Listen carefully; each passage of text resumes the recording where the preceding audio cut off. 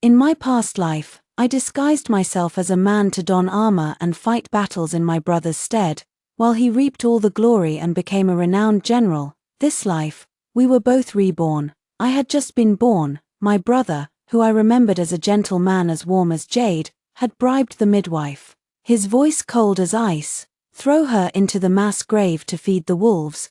Go back and tell the head of the family that the second young lady was stillborn. Then he stared at my tiny face swaddled in cloth with a sinister glint in his eyes. You deserve to die the most. How dare you kill Gigi? The mass grave was shrouded in ink-black night, a bone-chilling wind cutting through the air. A foul stench of rotting corpses and fresh blood assaulted the nostrils, sickening to the core. My brother's voice, filled with unbridled hatred, echoed in my ears. Rui, you are utterly damned. You killed Gigi, you must pay with your life. Despair settled heavy in my heart. I knew my brother had been reborn too, trapped in this living hell. I gazed up at the pitch-black sky, my chest burning with bitter resentment. In my past life, I fought my way through a sea of blood, disguised as a man, charging into battle after battle. I seized countless military merits for my brother, eliminated every hidden arrow and enemy that threatened him, and guarded his peace for a lifetime. Now, reborn, he hated me to the bone because of a fake daughter of the family, longing for nothing more than my death. I opened my eyes indifferently, my heart cold as stone. This life, I was reborn too. Tang Ji, the fake young lady my brother had taken in later in life. In my past life, she was an unknown beggar girl who clung to my brother's legs on a snowy day and refused to let go. Her blood-red eyes had captured his heart with effortless ease. She was brought back to the Tang family, raised in luxury, and became the third young lady of the Tangs. For more than a decade, she wove her lies and put on her act, until she finally got her wish, and won a sliver of his pity. She had framed me countless times on a daily basis, and I had never paid it any mind. But she crossed the line. She dared to covet my brother. She had intended to drug him and climb into his bed, only for me to discover her plot. I had her tied up and thrown outside to fend for herself, yet a drunken stable hand had found her. And a night of debauchery ensued. After that, unable to bear the humiliation, she hanged herself. That day, my brother was consumed by agony. He grabbed me by the throat and demanded an answer. Why did you harm the woman I love? I lifted my eyes with great difficulty, my voice cold. She has always borne a grudge against the Tang family. She approached you only to take revenge. My brother's eyes turned bloodshot. He kicked me violently to the ground and roared, "What do you know?" Nothing at all. Gigi was willing to let go of her hatred for me. It's you killed her. From that day on, for years, my brother and I were strangers, until the day he marched to conquer the Western Liang as a general. Father ordered me to protect him in secret. On the battlefield, I took a fatal arrow for him, the arrow piercing straight through my chest. In the depths of excruciating pain, I reached out to grasp him, thousands of words lingering on my lips, only to fade into a single cry. "Brother," but he stepped back, his eyes filled with unbridled hatred. As I fell to the ground, he laughed maniacally, his eyes blood-red. "Tang Rui, you should have died long ago. You should have paid for Gigi's life a long time ago." The night was pitch black, the howl of wolves in the distance sending chills down the spine. I dared not make a sound, scanning my surroundings warily. Trapped in an infant's body, I could not run, could not hide. If the wolves pounced, I would meet my end. In the blink of an eye, the heavy breath of a beast drew near. Several wild wolves stepped over the piles of bones, ghostly green light flickering in their eyes, their howls shaking the heavens. They tensed, ready to pounce. My heart turned to ash. At that very moment, a sharp arrow cut through the air. 1 arrow, 2 arrows, 4 arrows. Clean and decisive, the 4 vicious wolves fell to the ground, convulsing. Beneath the moonlight, a young boy in red stood amidst the sea of corpses. Tilting his head and raising an eyebrow, a golden bow still in his hand, held high, a malicious smile tugged at the corner of his lips. Behind him, a young eunuch of about 10 years old trembled so hard his legs threatened to give way, his voice cracking with fear. "His Highness, what do we do with the wolves?" The young boy leaped down from the pile of corpses, clasped his hands behind his back and chuckled, his tone casual. Skin them. My whole body stiffened. A violent shiver racking my frame. The wolves were not yet dead, whimpering in agony. This young prince in red was no more than 5 or 6 years old, an age as innocent as a child's doll, yet he spoke of skinning animals as casually as breathing, a childish face paired with such cold cruelty. It was utterly terrifying. I pondered silently, wondering which prince this could be. In the 8th year of Zhunning, the court had always valued literature over martial arts. Few among the imperial heirs were skilled in archery and horseback riding. The young eunuch's legs turned to jelly, too frightened to step forward. The young prince then drew a short dagger from his boot and tossed it to him at random. Skin them, hurry. With that, he hopped over to me. My heart tightened, and I immediately closed my eyes and played dead. A living child.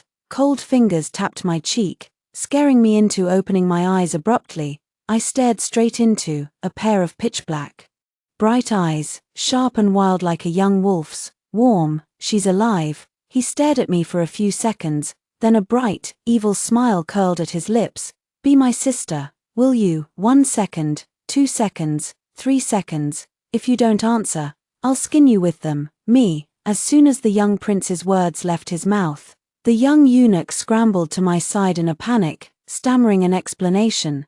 Your Highness, she can't even speak yet. I blinked, looking up at him.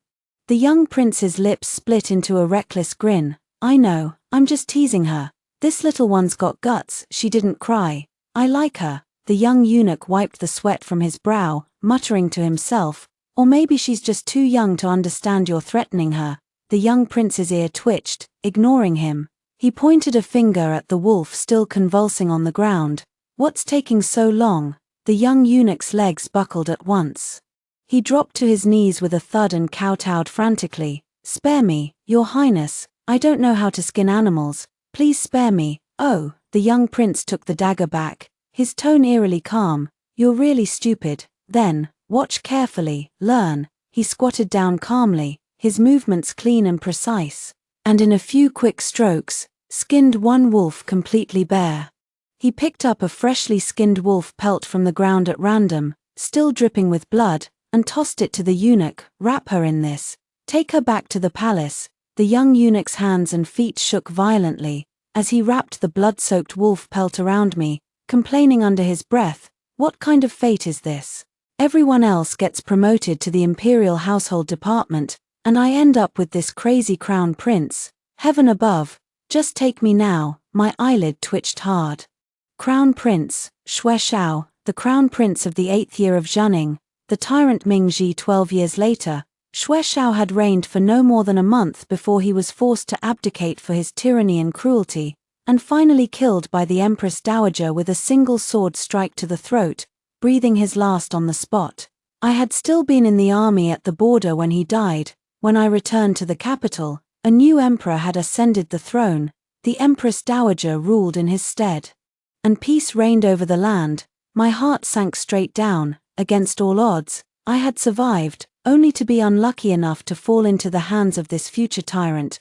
That night, the cold wind cut to the bone, and I had been so badly frightened at the mass grave that I fell gravely ill. Xue Xiao sent for a physician, and by some miracle, I clung to life once more. After that, I was left weak and listless, so Crown Prince Xue Xiao had no choice but to place me in an ancient temple outside the city.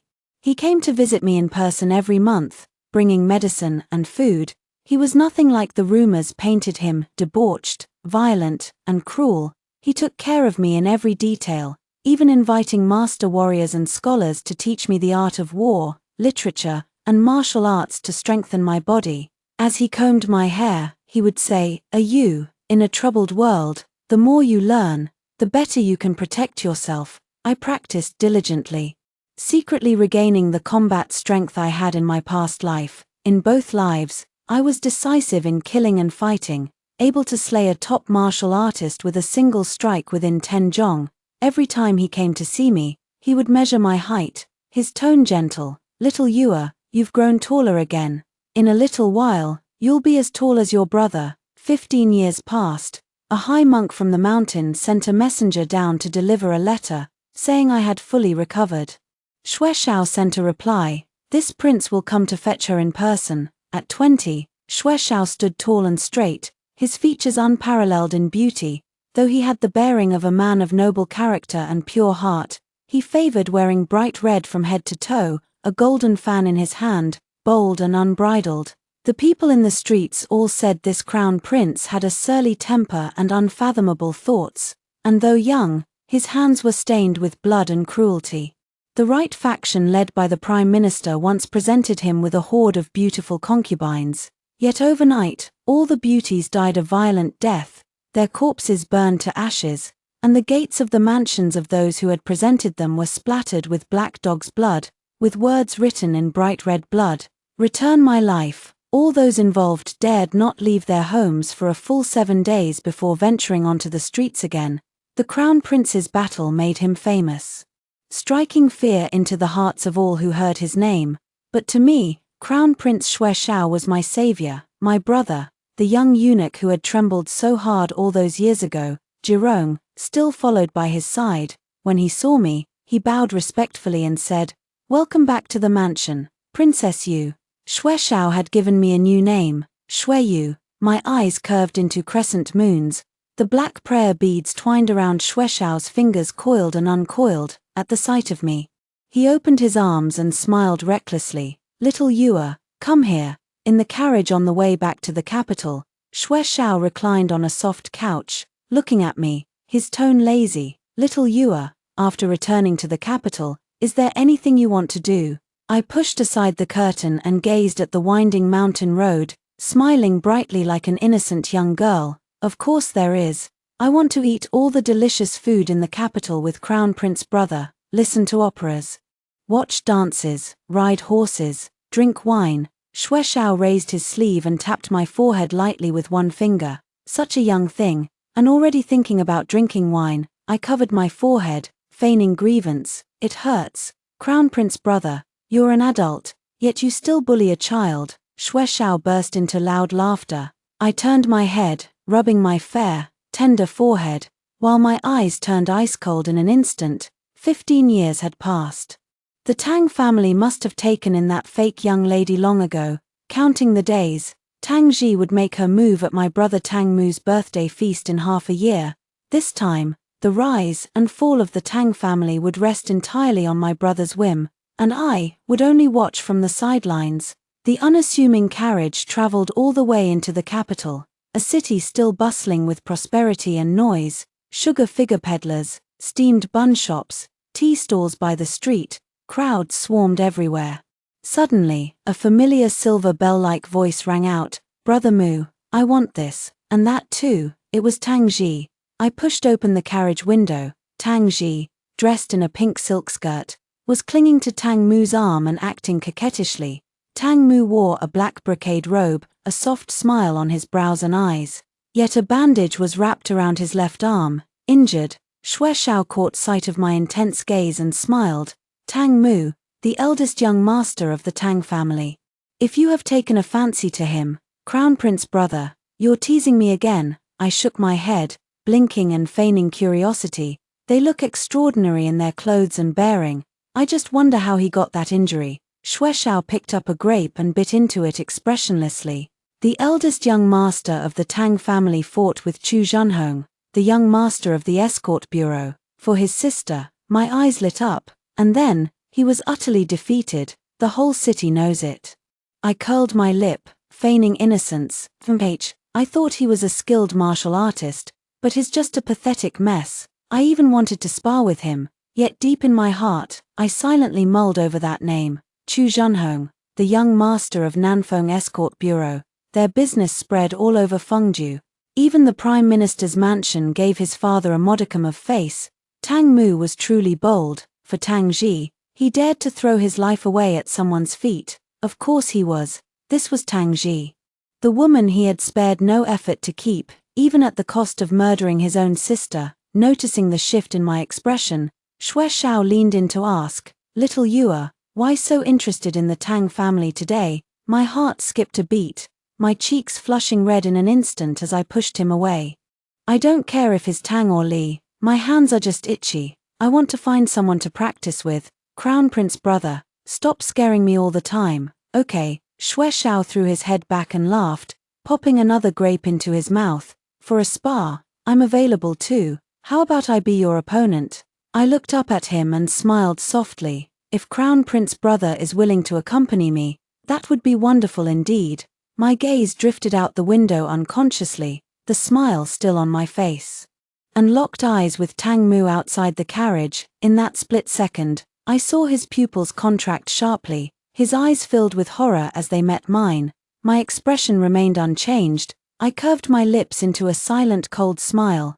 Tang Mu froze on the spot. Behind him, Tang Ji followed his gaze, her brows furrowing slightly as she tugged his hand and acted coquettishly. Brother, what's wrong with you? Nothing. I must have misseen something. Tang Mu's face was pale as he stared at the departing carriage, forcing his chaotic thoughts away. On the third day of the third lunar month, the Flower God Festival, the Crown Prince held a feast in his mansion. The Tang family received the invitation and came with their children specially. Tang Ji was dressed to the nines, and the madam of the Tang family held her hand, secretly introducing her to the young masters of various noble clans. Unfortunately, Tang Ji's beautiful eyes only lingered on Tang Mu. A single glance between them, and both their cheeks flushed red. The madams left first to take their seats in the front hall. I preferred plain clothes, not silk and satin. I smiled faintly and went to greet the young ladies of noble families. My maid Xinga said gently, "Please follow me to cleanse your hands, ladies." I stood in the corridor, wearing a veil, and made a gesture. "After you." A wind blew through the long corridor, lifting half my veil. Someone at the men's table spotted me first, and whispers immediately broke out. "Which family's young lady is that? She's breathtaking even with only half her face showing. From her attire, she's clearly not favored, probably a concubine's daughter from some clan." I paid no heed, my gaze still lowered slightly, yet out of the corner of my eye, I caught sight of Tang Mu not far away. His pupils constricted sharply, his eyes filled with the terror of someone who had seen a ghost.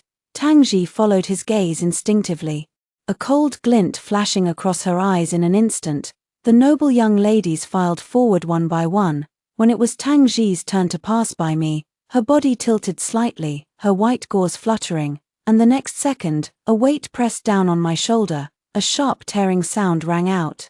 She had ripped my skirt open forcefully. She fell to the ground even faster than I could react, her soft voice trembling with tears. "Oh no, my foot." Several noble young ladies beside her swarmed forward at once, supporting her and speaking first to lay blame. "What insolent maid dares to bump into the young lady of the Duke of Zhen's mansion? Do you have the guts of a bear and the courage of a leopard?" I stood quietly in place, my cold gaze falling on Tang Ji's deathly pale fingers. Her clumsy pretense was laughably obvious. The exclamations from the male guests earlier had already left these noble young ladies seething with jealousy. Their accusation of me now was not for the Tang family's sake. They merely wanted to vent their petty anger. Xinga was furious and tried to speak up for me.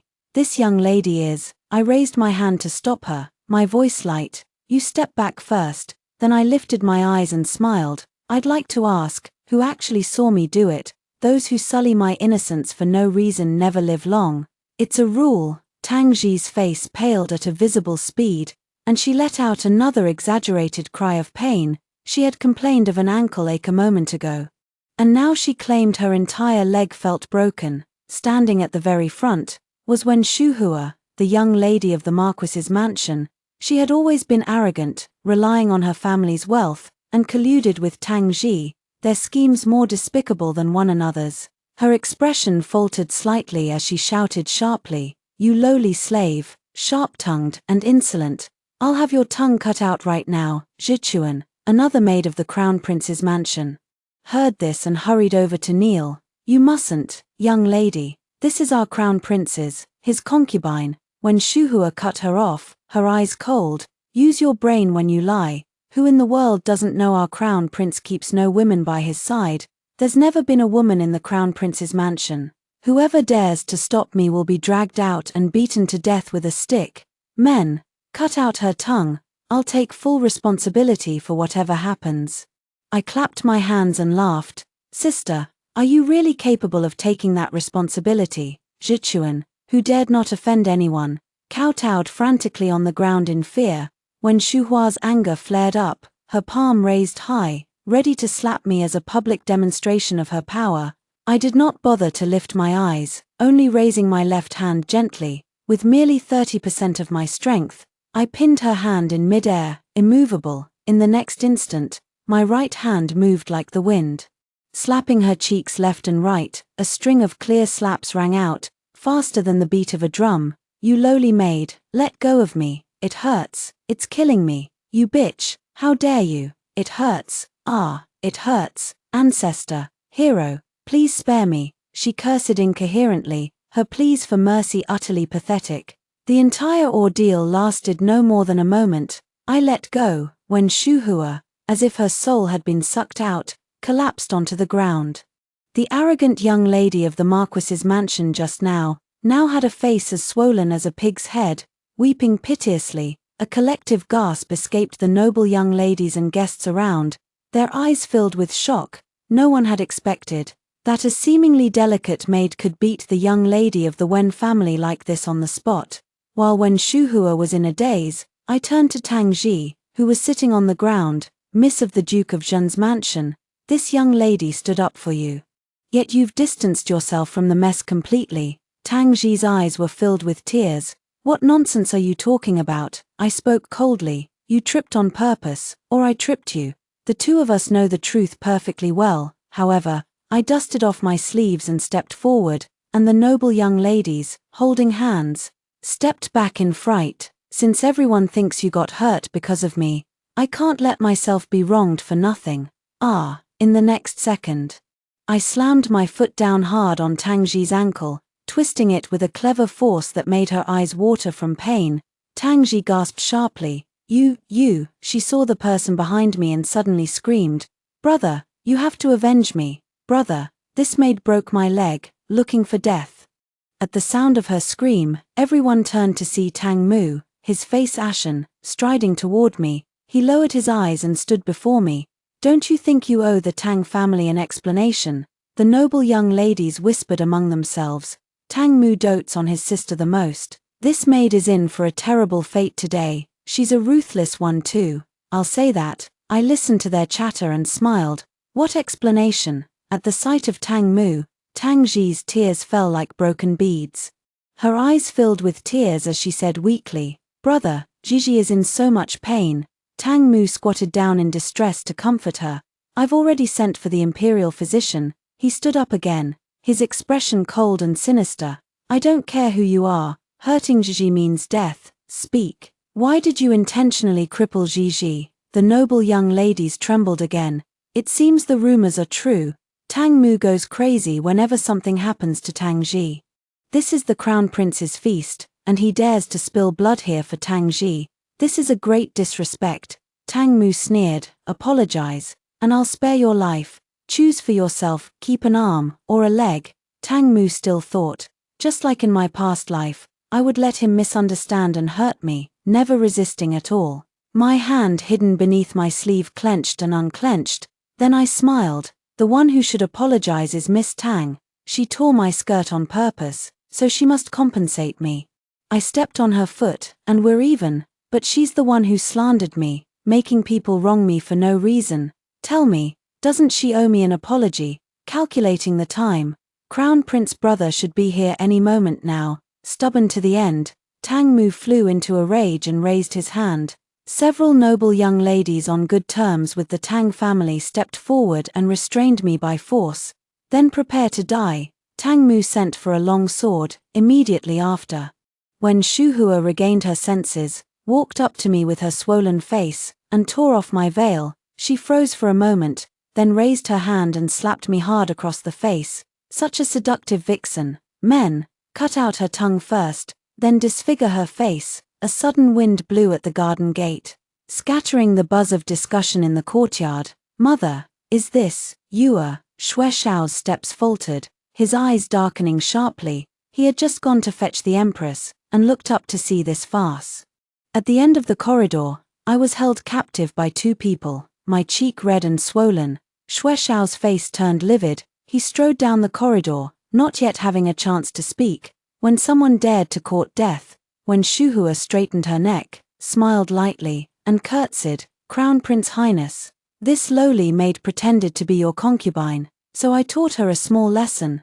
Please do not blame me." Her words died on her lips. "Get lost." Xue Xiao merely raised his hand coldly, and the powerful gust of wind from his sleeve sent Wen Shuhua flying backward like a broken kite. The entire courtyard fell deathly silent. Xue Xiao's eyes were as dark as an abyss as he strode over. The several noble young ladies restraining me met his gaze for a single second and trembled so hard they let go. I curved my lips into a silent smile. In the next instant, I was pulled tightly into his arms. Who dared to lay a hand on her? His voice was deep and cold, filled with destructive danger. Everyone held their breath. I clung weakly to his sleeve, hiding in his arms and sobbing softly. "Crown Prince brother, they all bullied Yua. Yua hurts so much." The noble young ladies, what is the meaning of this? The Empress arrived at the sound, her face dark with anger. "Your Majesty the Empress." Everyone bowed in greeting. The Empress's gaze fell on Xue Xiao's arms, then shifted to me. In her eyes, shock, surprise, and in an instant, calm again. "Xiao, this is Yua." Xue Xiao helped me to my feet, and I bowed my head in salute. "Greetings, Your Majesty the Empress." The Empress smiled. "She looks just like her, truly just like her. Come, stand by my side." In my past life, I had attended countless palace banquets, never once having the honor of gaining the Empress's favor. The closest I had ever been to her was passing by her palanquin in the Imperial Garden. Xue Xiao gestured for me to go forward. The Empress took my hand, her tone warm and intimate. "Who bullied you? Tell mother." This Empress was quite amusing, claiming me as her daughter the moment she saw me. I did not hesitate, laughing aloud. "Everyone," a light, careless sentence, and everyone present fell to their knees in terror. When Shuhua knelt, Tang Ji knelt. Tang Mu froze for a few seconds, then scrambled to his knees. I held the Empress's jade-like hand, borrowing her authority, my eyes bright. They did not know my identity, so they slighted me. "But mother, I do not wish to hold it against them. An apology will suffice. After all, today is the Flower God Festival, and business comes first." At the sound of my mother, Tang Mu kowtowed repeatedly in fear. "We did not know she was the princess. We beg Your Majesty the Empress to punish us." The Empress looked at me with kind eyes. You are still so kind-hearted. Very well, I will do as you say. If the princess says to let it go, then it is let go." She lowered her gaze to those kneeling, her voice displeased. "Is that the Wen girl kneeling there? What happened to your face?" When Shuhua kowtowed frantically on the spot, "It was the servant girl's clumsiness. I fell. My face is injured and I have frightened Your Majesty. Please forgive me." Then, the noble young ladies, along with Tang Mu, bowed to me in unison and apologized. "Your Highness the Princess, please forgive us." I waved my hand. "It is nothing." The Empress held my hand, reluctant to let go. "Wait a minute.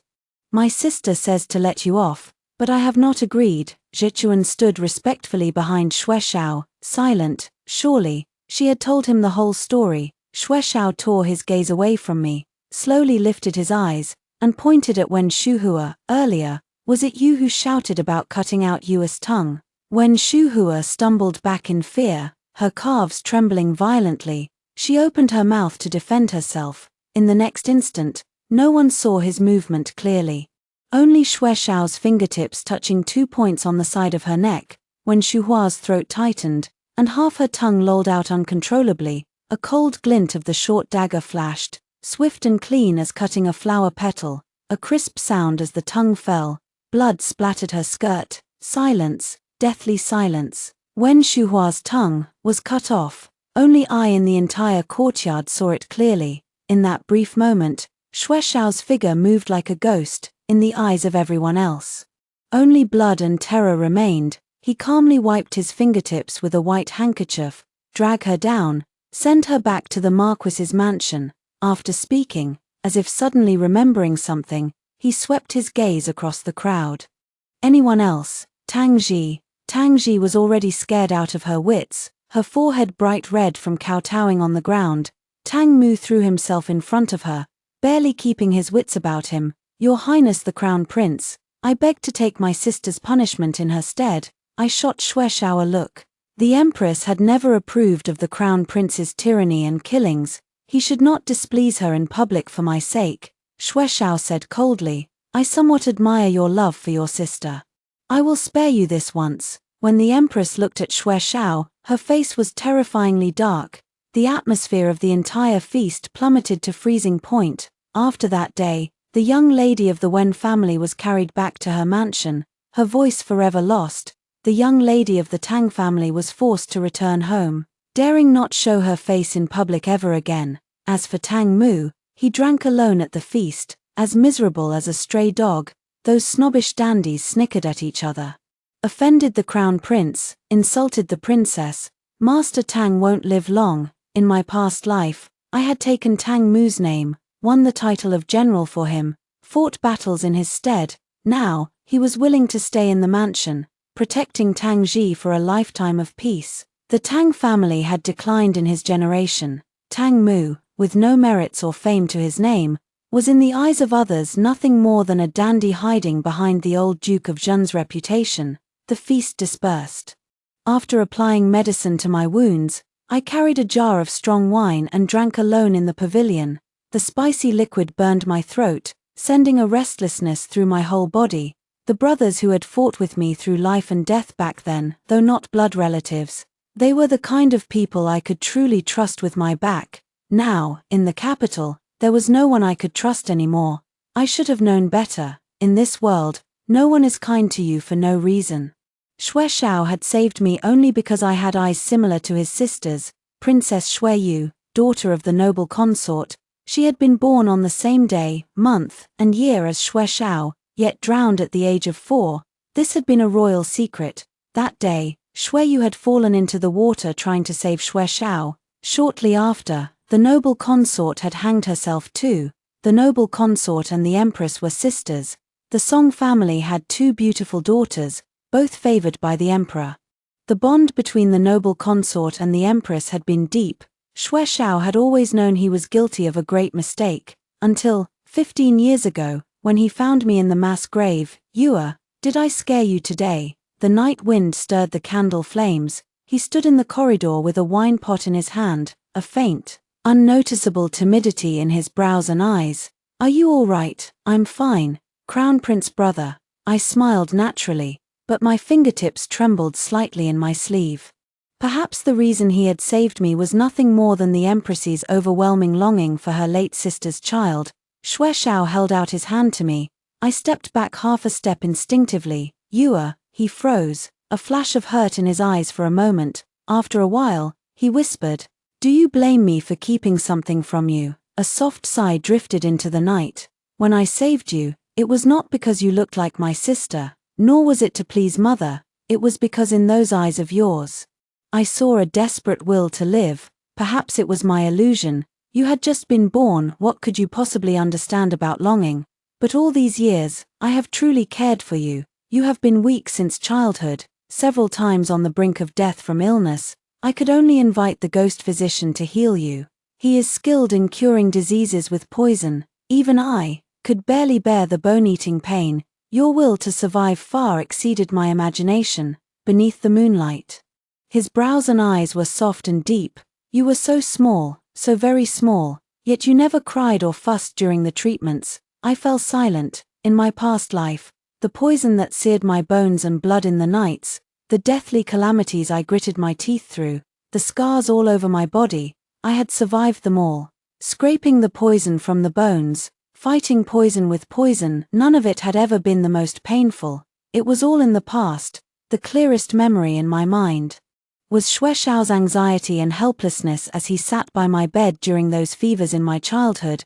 Was him feeding me medicine spoon by spoon, coaxing me softly, "Good Yua, endure it. After drinking the bitter medicine, brother will get you candied fruit." The ghost physician's poison, those wounds, they did not hurt at all. Yet for some reason, my heart ached terribly. If Xueshao had a moment of tenderness, it was for me. Xueshao reached out and ruffled the top of my hair.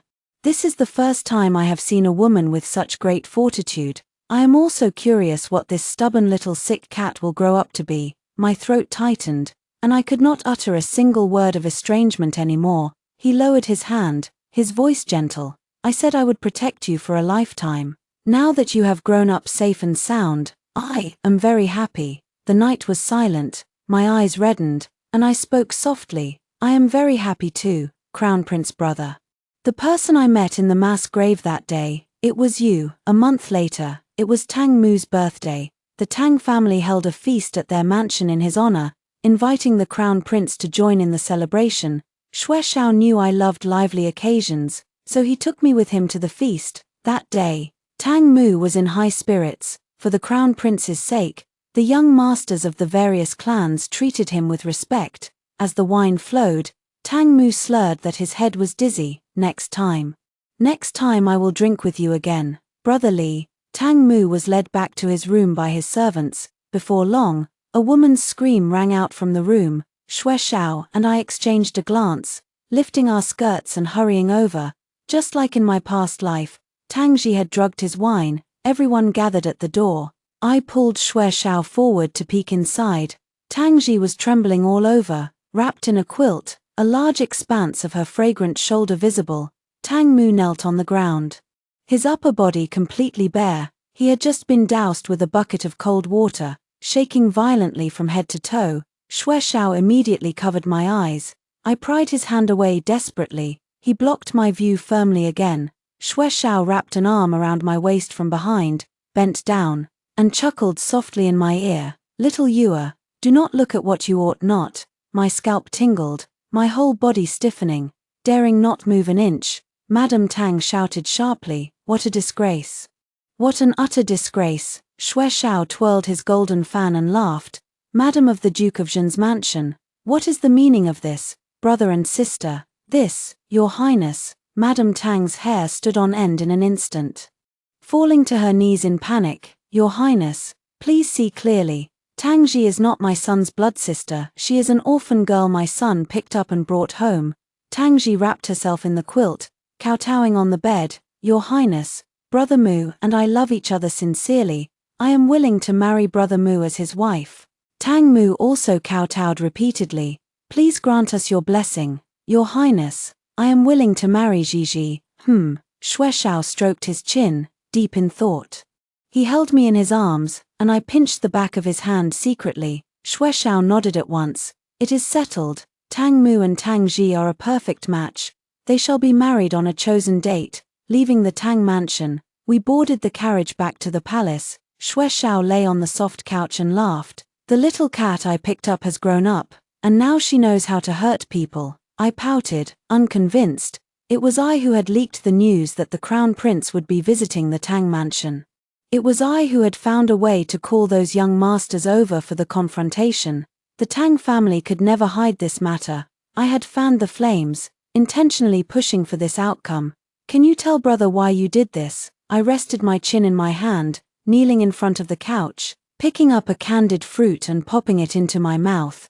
What else? I am just kind-hearted. I cannot bear to see lovers denied a happy ending. They love each other deeply. With all their hearts and souls, of course I had to make it happen. I knew he was reborn. He could have foreseen all of this. Tang Ji would drug the wine, he would do something scandalous, he would be condemned by all, subject to endless criticism. Yet he had allowed Tang Ji's scheme to unfold. In his heart, he must have wanted to marry her all along. In my past life, this very incident had made Tang Mu hate me to the bone. Now, reborn, I had fanned the flames. I wanted to see for myself. If the wife Tang Mu had longed for so desperately was truly a worthy match. Lost in thought, Xue Xiao reached out and tugged at my nose. I snapped back to reality. Before me was his jade-like face, smiling softly. You're still so young, do you even know what love is? I looked up at him, feigning solemnity. A little more than brother does. Xue Xiao chuckled, flicking my forehead with his finger, quibbling. The carriage swayed along the bluestone road. He reclined lazily, looking at me with an amused smile. You caused such a commotion at the Tang mansion today, all just because you're kind-hearted. I continued eating the candied fruit, my voice sweet and sticky. Exactly. I can't bear to see lovers torn apart. Doesn't brother think their passionate love is touching? Shui Xiao's piercing gaze, which saw straight into people's hearts, fell on my face. He did not press further, only reaching out to tuck a stray lock of hair from my forehead behind my ear. If this is what you want, I will make it happen for you. However, Shui Xiao raised an eyebrow. Your courage is growing bolder and bolder. There are boundaries between men and women. Do not be curious about what you ought not see. I hid both hands behind my back, blinking innocently. I didn't. Shui Xiao looked at me, then sighed softly. Little Yua, you're only 15. You still know nothing of love. I rested my chin in my hand, tilting my head to look at him. Then Crown Prince brother knows, doesn't he? He paused, his lips curving into a half-smile. Of course I do. Then teach me, brother. I leaned closer to him. What is love? Shui Xiao stared at me, his fingertips brushing the wine cup slowly. His voice was low, sinking into the depths of the night. Love is wanting to protect her for a lifetime of peace. Love is not tolerating a single slight against her from anyone else. Love is covering for her, even when she wants to hurt someone, and making everything right for her. Silence fell over the carriage in an instant. My heart felt as if someone had squeezed it tight for a moment. Shui Xiao smiled casually. But you're still young, it's only natural that you don't understand. No hurry, I'll teach you slowly. I bit down on the candied fruit, my heart pounding wildly. He reached out again and poked my nose. Go back and rest early. Stop getting into trouble, little cat. His tone was lazy and doting, yet I knew clearly. This crown prince would pry open all the fangs of fate with his own hands, just for me, even if it meant his eternal damnation. After the court session, Shui Xiao insisted on taking me to the temple. On a whim, he found an ordinary carriage and was determined to go with me. Mother told me to pray for a peace talisman. Come with me. The carriage jolted all the way toward the outskirts of the city. Halfway there, shouts suddenly rang out outside the carriage. A group of men blocked the road. They were bandits. The thieves brandished their weapons, demanding money and valuables. Shui Xiao sighed softly, ordering the coachman in a cold voice. Yunsheng. The carriage stopped. The unremarkable coachman leaped out in an instant, subduing the bandits in a few swift moves. I lifted my skirt and stepped down from the carriage, only to hear the leader snort coldly and spit on the ground. Damn bad luck. My heart skipped a beat violently. I knew this bandit. I had seen him before, in my past life. When the Tang family met with disaster and Tang Ji hanged herself, father flew into a rage at my ruthless methods, and punished me severely with 50 heavy strokes of the rod. Brother stormed out of the house in anger, and mother sent me to find him. That day, mother grabbed my collar and shouted sharply, "It's all your fault for being stubborn. You killed Ji and drove your brother away. Tang Rui, go bring your brother back, otherwise, you will pay with your life." I dragged my injured body and searched outside for a whole day and night. A high fever overtook me, and I collapsed by the roadside, unable to hold on any longer. When I woke up, several burly men with knives had tied me up and were dragging me roughly across the ground. They shouted, "We hit the jackpot today." Then, an ordinary carriage passed by, and saved me. The coachman wore a straw hat, hiding his face, yet his movements were quick and precise. The wound on my back throbbed painfully. The master of the carriage tossed down a jar of ointment. The coachman fed a life-saving pill into my mouth, whispering, "Miss, my master says to tell you, live well." I was delirious with fever, unable to see the master's face clearly. I only remembered, I turned back instinctively. Everything was exactly as it had been in my past life. The black jade archer ring on Shui Xiao's hand, the ordinary carriage, the coachman with the straw hat, and, the same time, the same place. So that was it. So in my past life, I and this crown prince Shui Xiao had once had such a fateful encounter. I let out a bitter laugh. In both lives, I owed him far too much, more than I could ever repay. I stared at Shui Xiao in the carriage. His eyes closed in rest. The coachman spoke respectfully. "Your Highness, what shall we do with them?" He opened his lips slowly, his voice cold and sharp. "Kill them." My heart was calm, no ripples at all. In my past life, I had barely escaped with my life. The next day, I had raided the bandits' den and wiped them out. These men were nothing but small fry. Their stronghold had burned and plundered neighboring villages, and even trafficked innocent young girls. They deserved to die. Thinking carefully. All these years, Xue Xiao had seemingly killed innocent people without mercy. Yet in truth, every person he had killed had been guilty of heinous crimes and deserved their fate. As for those beautiful women who had been sent to his mansion, they were all innocent girls who had been forced into prostitution. Xue Xiao had secretly sent them to the southern border overnight, faking their deaths to fool the world. Why would he bear such a notorious reputation, becoming a villain feared by all? I lifted my skirt and rushed into the carriage without hesitation, throwing myself into Xue Xiao's arms. His eyes fluttered open slightly, and he caught me naturally, holding me tight in his arms, his voice gentle. "What's wrong, Yua? Are you scared?" I shook my head, hugging him tightly. Heaven let me be reborn. Surely for this very moment, for me to save him. Tang Mu's wedding day was set for the 8th day of the 4th lunar month, an auspicious day. I did not go to the ceremony. He had married the woman he loved, and naturally, he did not wish to see me again. Tangji had secretly bought more than a dozen oil barrels and smuggled them into the mansion by water. On the night the wedding rites were completed, more than 30 members of the Tang clan, all perished in the raging fire. Tang Ji had ignited the gunpowder barrels and fled in the chaos, only to be caught by me on the spot. I ordered my men to take her to the Dali temple. Only Tang Mu had a narrow escape. He had gotten drunk and fallen asleep in a pavilion, and was rescued by government officials. An expected ending. No matter how many times I had warned him in my past life, Tang Mu had never believed me. He had only believed that Tang Ji loved him, that she was willing to let go of her hatred for him. I saw Tang Mu again on the bustling street. The bride had set the fire, and more than 30 members of the Duke of Zhen's mansion had burned to death. The emperor was furious. Upon investigation, it was discovered that Tang Ji was actually the orphan of Yang Xianling, a convicted minister from 7 years prior.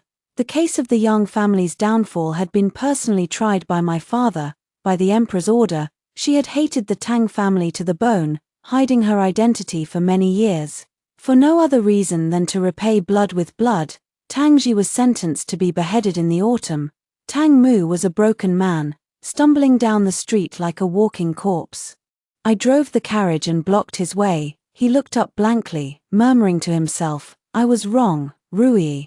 I should never have brought Tang Ji home, Rui. I killed father and mother, and I also killed you." I lowered my eyes, pretending not to know him, and said in a cold voice, "Master Tang, what are you talking about? Who is Rui?" He followed me all the way to the Crown Prince's mansion. Until Xue Xiao walked out to welcome me home, Tang Mu suddenly snatched a sword from the guard at the gate. Shouting sharply, "Your Highness the Crown Prince, please treat Rui well." A flash of blood, Tang Mu fell to the ground. He had committed suicide at the gate of the Crown Prince's mansion. A storm raged in my heart. Xue Xiao rushed over, covering my eyes with his hands, holding my ice-cold hand, shielding me. "Don't be scared. Don't be scared, I'm here." I was so frightened that I fell gravely ill with a high fever. Xue Xiao stopped attending the early court sessions, staying by my bed every day, feeding me medicine and wiping my sweat. I called his name in my dreams. He held my hand tightly, whispering, "Yua, I'm here. I'm not leaving you." The Empress sent a female official to inquire about my condition.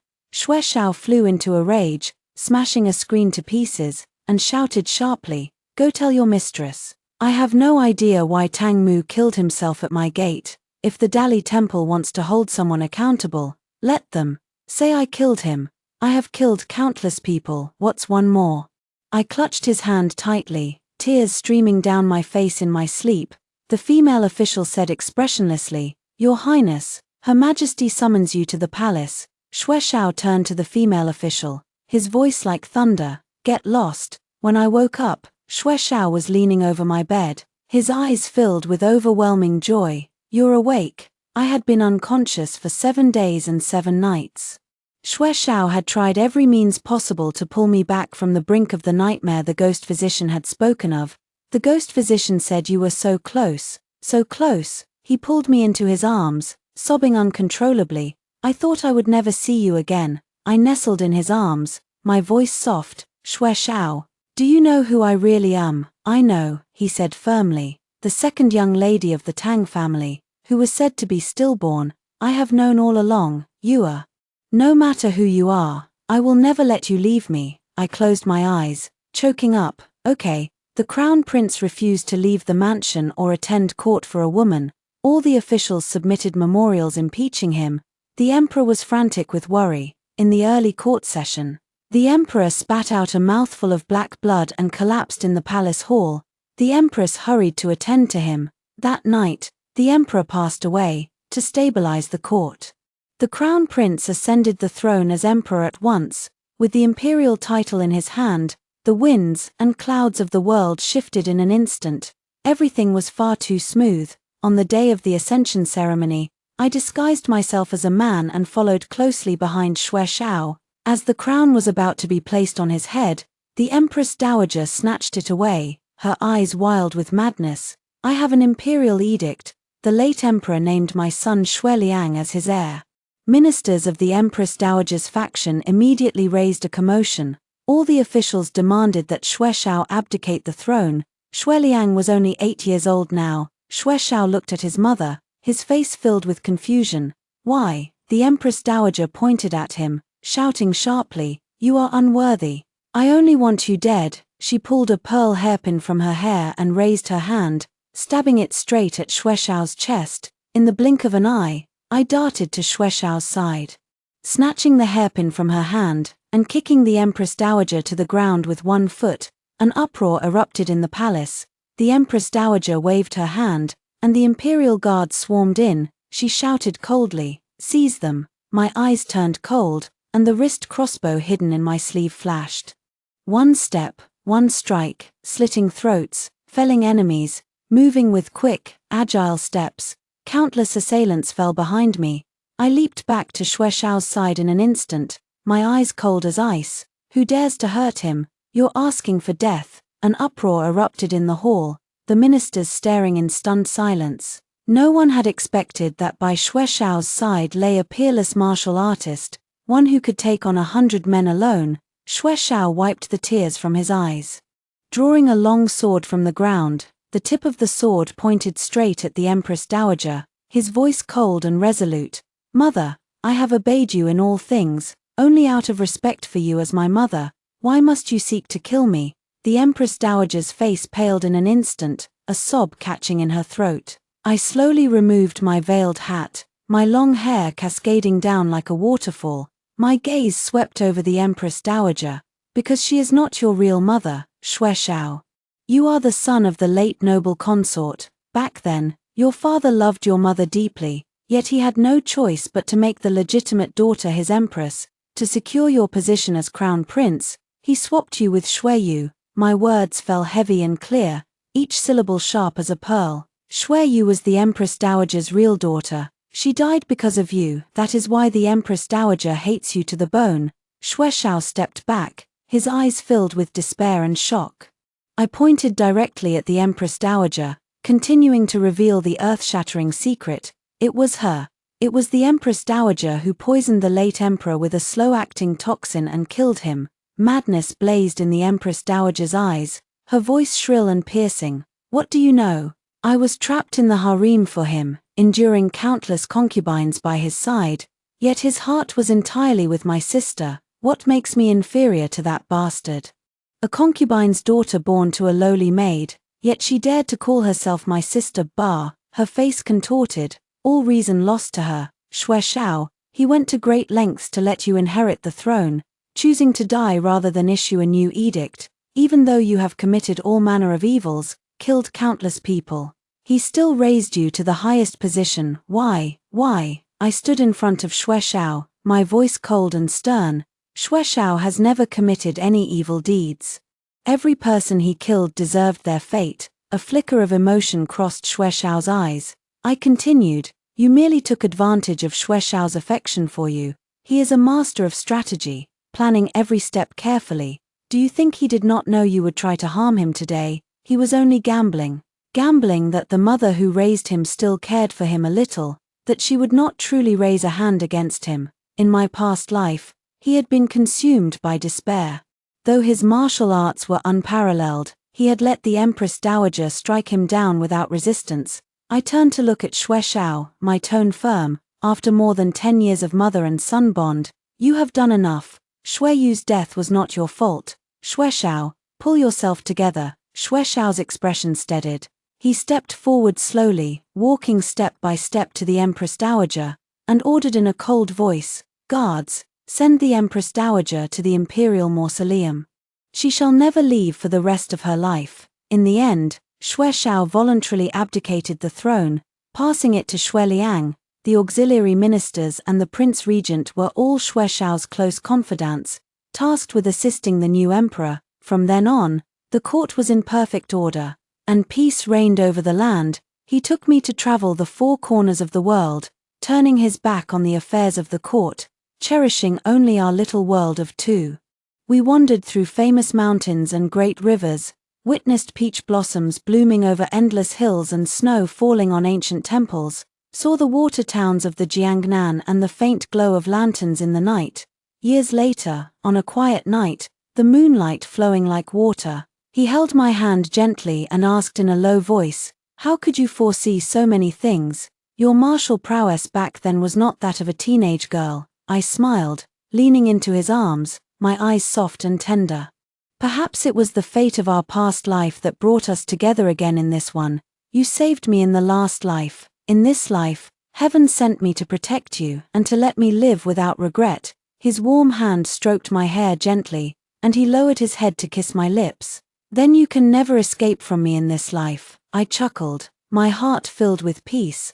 "I will not run, in this life. I only wish to stay by your side forever." From then on, the hatred and grudges of the past life faded away with the wind. Through wind and frost, rain and snow, we walked hand in hand, our remaining years quiet and peaceful. Beyond the palace walls lay our world. We accompanied each other from dawn to dusk, the years passing in silent bliss, with him by my side.